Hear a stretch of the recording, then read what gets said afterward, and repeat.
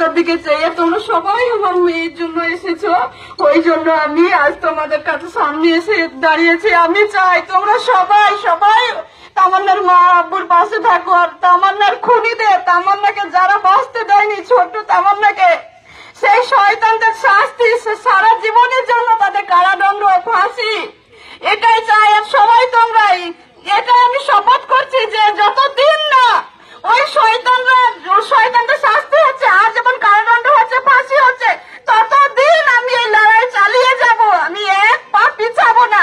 সবাই তোমরা পাশে থেকো, তামান্নার মায়ের সবাই পাশে আছে, এই শপথ আমি এখন নিলাম। আর যেদিন আমি আমার মেয়ের রক্ত নিয়েছি সেদিনই আমি শপথ করেছি, আমার মেয়ের রক্ত ছুঁয়ে, আমার মেয়ের রক্ত যারা ঝরিয়েছে তাদেরকে এই দুনিয়ার আলোতে বাঁচার দিনও শেষ হয়ে গেছে। ফুটফুটি তামান্না, সেই তামান্নাকে যারা বাঁচতে দেয়নি, সে তাদের জীবনও সেদিনই শেষ হয়ে গেছে। এই মায়ের শপথ কোনোদিন বৃথা যেতে পারে না।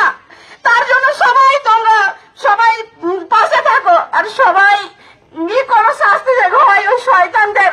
এই মোলাঙ্গের যে বোমা, পিস্তল, পুলিশকে এত বলা হয়েছিল, পুলিশে কোনো কিছু উদ্ধার করছে না, এখন পর্যন্ত পুলিশে কিছু উদ্ধার করছে না, যে আর একটু কর্তব্য পালন করবে, যে কোথায় বোমা, পিস্তল, এ বাড়ি ও বাড়ি এমন করে বাগানে আগানে রেখেছে যে যে কেউ, আমাদের এটা গ্রাম, পল্লী গ্রাম, বাগানে যেতে পারে, বাথরুম করতে এখানে ওখানে যেতে পারে, ওখানে কিন্তু আবারও তামান্না মরে যেতেই পারতো।